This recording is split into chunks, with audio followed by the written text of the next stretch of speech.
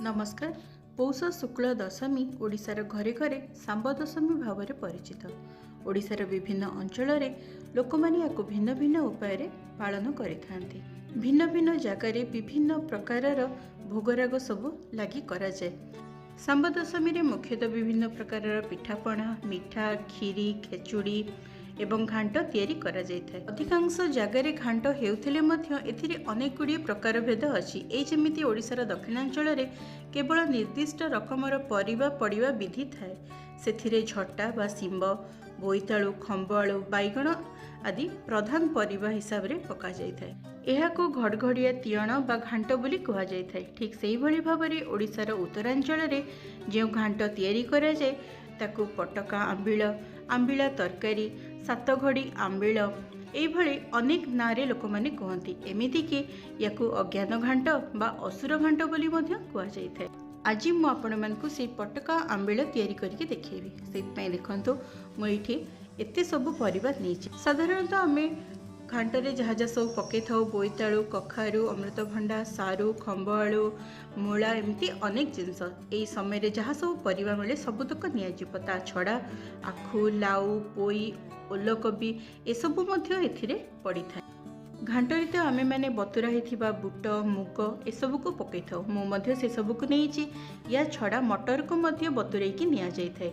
नड़िया को किछि काटिकी नेला परे स्वतंत्र भाबरे एथिरे किछि खट्टा जातीय जिनस दिया जाए। एई जेमिति वर्तमान हेउथिबा सालमा बा आंबेडा, कंचा कइया बा तेंतुली, बरकोली, करमंगा। जेहेतु मु करमंगा पाइनी सेथिपई मु करमंगा देइनी, बाकी सब जिनस एथिरे देइछि। या छड़ा ओ मध्य एथिरे व्यवहार करा जाय थाए। मु तो एतिकी जिनस रे करिछि। आपण माने एई समय रे मिलुथिबा जाबतीय जिनस देकी एई घांट तयारी करि परिबे। तापर ये देखो मुझे जेतक सब परिबा को नहीं सबू को भल भाव धोईदेला याकू काटी नहीं। जो परिबा सिझिबा को अधिक समय लगे ताकू टिके छोट आकार करके शीघ्र हेउथिबा परिबा को टिके बड़ आकार कर देइछि।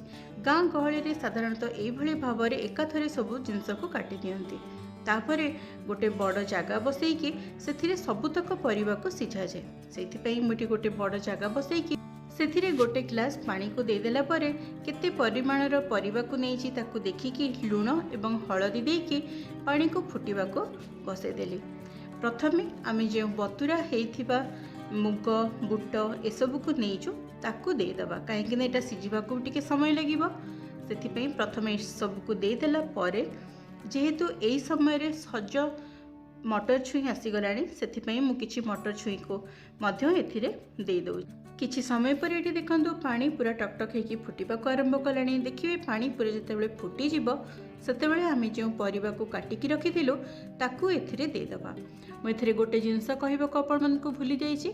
फूलकोबीर जो नाड़ बा दांठी गुड़िक थाए सेगुड़िक मध्य एथिरे दिया जाए।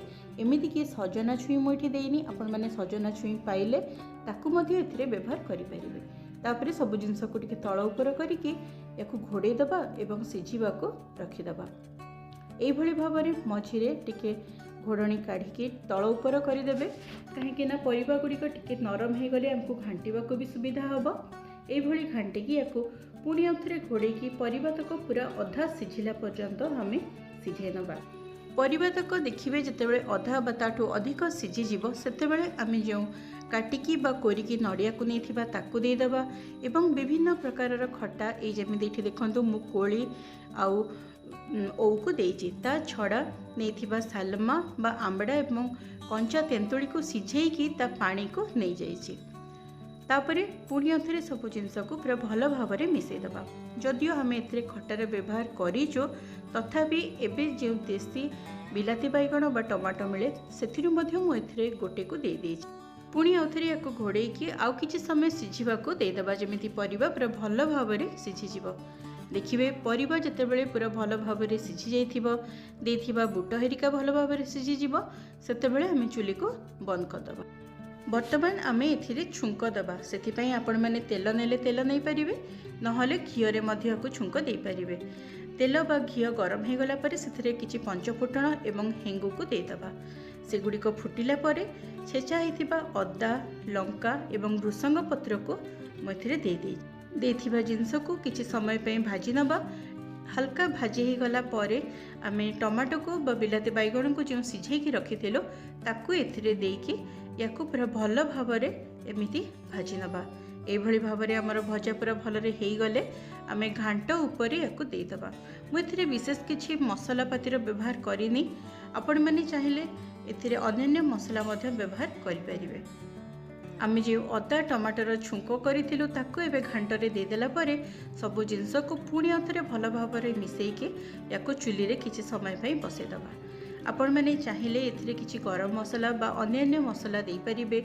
मु किंतु एथिरे केवल टिके दालचीनी गुंड एवं घर तयारी जीरा लंका गुंड को देइचे। सबु जिनस को देला परे शेष रे किछि धनिया पत्र को दे दोचे। सबु जिनस को वर्तमान पुणी आउथरे भल भावरे मिसेई नबा। जेहेतु सातगड़ी बा सांब दशमी रे एटा ठाकुरंग पाखरे भोग लगी करा जाय थाए, सेथिपई किछि लोक अदा एवं लंका रे करंती। किछि लोक पियाज रसुण एवं अदा देकी मध्ये याकू छुंक देइथांती। तेणु आपण माने निज इच्छा अनुसार याकू करि परिबे। एई भली भावरे ओडिसार उत्तरांचल विशेष करी बालेश्वर रे सातघड़ी समय रे घांट आंबिला तरकारी मंडा पिठा खीरी एसबू तैयारी करा जाय सूर्य देवतांक पूजा करा जाय थाए। सांब दशमी दिन ओडिसार विभिन्न अंचल रे लोक माने अलग अलग याकू पालन करिथांती।